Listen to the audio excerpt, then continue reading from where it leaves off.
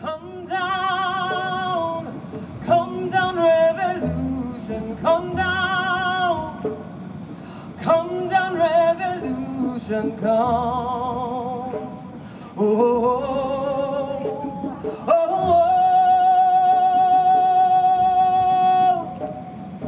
Come down, revolution, come down, revolution, come. Oh, oh, oh. Led to Life works at the intersections of gun violence and environmental violence by transforming guns into shovels and other life-affirming tools, and then using those tools to plant trees at sacred sites and sites of violence around the Bay Area and Atlanta. And we're hoping to expand into a lot more cities. We offered our Guns to Shovels, Guns to Constellation ceremony as the closing to the 5th Annual People's March to reclaim King's radical legacy, organized by Anti-Police Terror Project. And throughout the day, there was a march, and there were teach-ins, and there were concerts in Oscar Grant Plaza, also known as Frank Ogawa Plaza, in front of City Hall, where we honored the 10th anniversary of Oscar Grant's murder.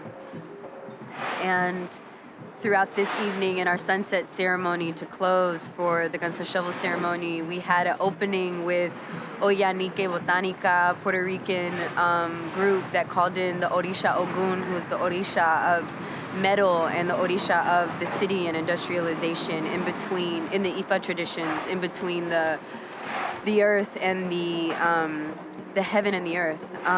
Then we called in, we had Jennifer Johns from the Community as a Movement singer sing throughout the night. We had folks from Thrive Choir sing. We had Prescott Circus perform. We had a prophecy from the Church of Black Feminist Thought that was read. We had the Oyanike dancers wash the guns before we brought them to the furnace.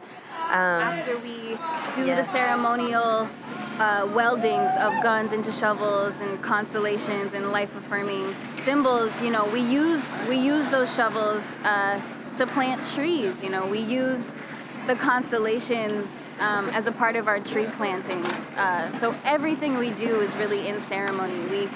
In Atlanta, at our last gatherings, the soil that we used to plant the trees was actually collected from lynching sites with the Equal Justice Initiative around the state. So by including the altar up front, it was a way for us to call in our ancestors. It was a way for us to call in Dr. King and the legacy of those who have been committed to nonviolence. It was a way for us to call in the spirit of Oscar Grant and all those who have been lost to state violence in this country. It was a way to call in the Ohlone people whose original land we're standing on, to call in the spirits of those who were lost to indigenous genocide, to our ancestors who were lost to the Middle Passage. So really the altar was about protecting us tonight in this cosmic companionship, in our mission and our commitment to nonviolence. Dr. Martin Luther King, he wrote them while sitting in a jail cell, fighting in solidarity with all people.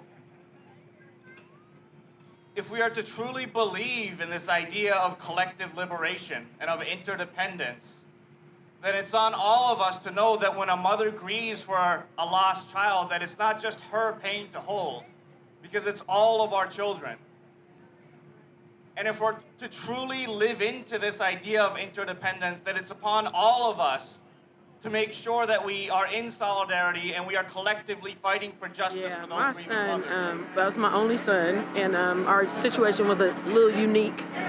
We were going on our way to church, and these gang members decided they wanted to open fire on someone else, and we just happened to be getting ready to go to church, and my son actually ran back to the car to get my granddaughter. My oldest daughter was shot first, and she had put her baby in the car, and so he ran back to get the baby, and he was shot and killed. All of us was there. He died on my porch, and so with the many friends and family that Christopher had, I felt that I needed to do something I run across a lot of parents that can't get past the loss of their kids.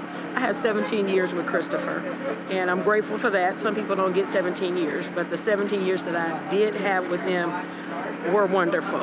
And so I felt that there's a lot I could do, and I just jumped right As into a it. reflection of the earth taking their body back, we danced ourselves back home to source, till there was no memory of separation. Because this is not our apocalypse. We have already been revealed to ourselves.